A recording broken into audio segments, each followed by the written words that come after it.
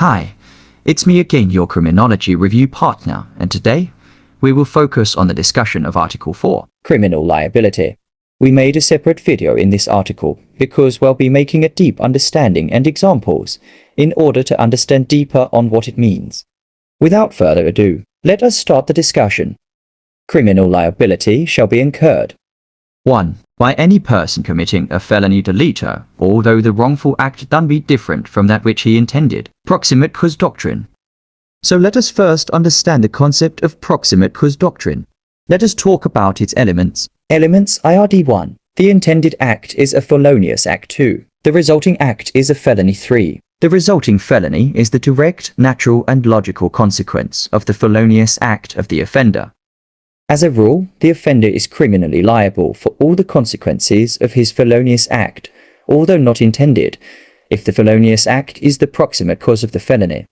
Under the proximate cause doctrine, for one to be criminally liable, it is necessary that the offender is performing a felonious act, and since he is performing a felonious act, he becomes liable for all the resulting crime, although different from that which he intended, provided that the resulting felony is the direct, natural and logical consequence of the felonious act of the offender. For one to be criminally liable under the proximate cause doctrine, it is not necessary that the offender should have even touched the body of the victim. It suffices that the felonious act performed by the offender has generated in the mind of the victim a fear for his life. Remember what we have discussed because it will be used in our examples. So let us now understand what is proximate cause. Proximate cause has been defined as that cause which, in natural and continuous sequence, unbroken by any efficient intervening cause, produces the injury, and without which the result would not have occurred. Therefore, for one to be criminally liable under the PCD, it is necessary that the felonious act and resulting act must not be broken by efficient intervening cause that has broken the causal connection between the felonious act of the offender and the resulting felony. If there is an efficient intervening cause that has broken the causal connection between the felonious act of the offender and the resulting felony, the offender will not be held liable or the felony, but only for the particular act that he committed. Now, let us talk about efficient intervening cause. What is efficient intervening cause? It is an intervening active force which is a distinct act or fact absolutely foreign from the felonious act of the offender. Therefore, in order that an act is considered an efficient intervening cause, it is necessary that it is totally foreign from the felonious act that is performed by the offender. Now, let us proceed to our examples to understand clearly our concept. And because someone requested, he'll be posting a Tagalog examples for easy understanding. He'll be sitting back first, and you all feel free to understand it.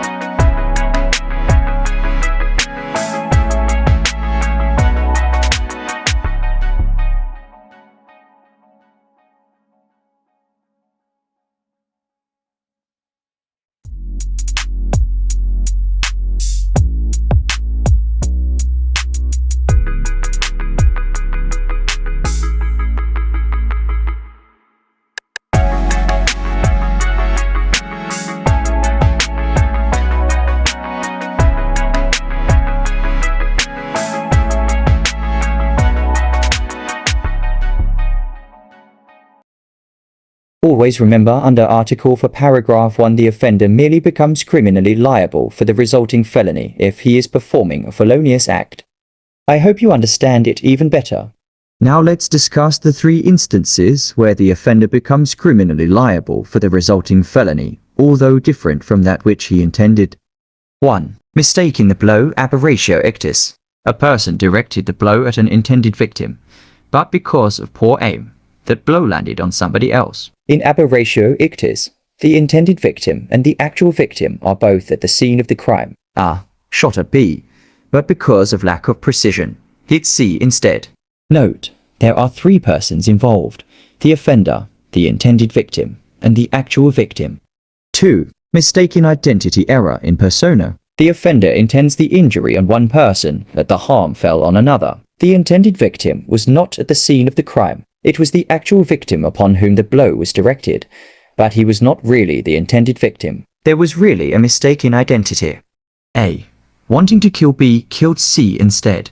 Note, there are only 2 persons involved: the actual but unintended victim and the offender. The last will be 3. Injurious consequences are greater than that intended Praeter intentionem. The injury is on the intended victim, but the resulting consequence is so grave a wrong than what was intended. It is essential that there is a notable disparity between the means employed or the act of the offender and the felony which resulted. This means that the resulting felony cannot be foreseen from the acts of the offender. Without intent to kill, struck the victim on the back, causing the victim to fall down and hit his head on the pavement. Note, the 3 enumerated situations are always the result of an intentional felony or dolo. These situations do not arise out of criminal negligence. Now, let us move on to the 2nd paragraph of Article 4. Impossible crime. Art. For 2 criminal liability shall be incurred.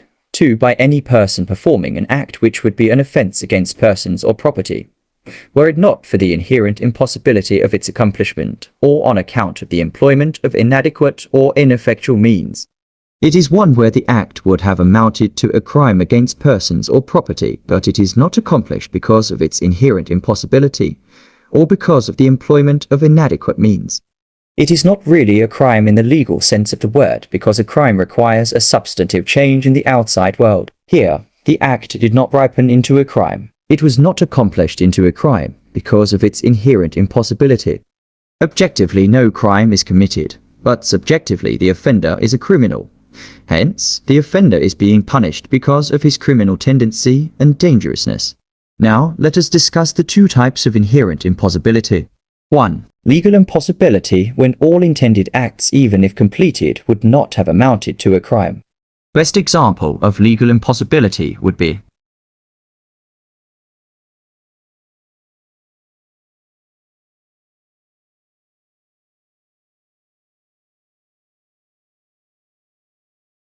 Pedro is liable for an impossible crime. The crime would have amounted to theft, a crime against property. The act was done with evil intent. However, the act did not ripen to theft because of inherent impossibility.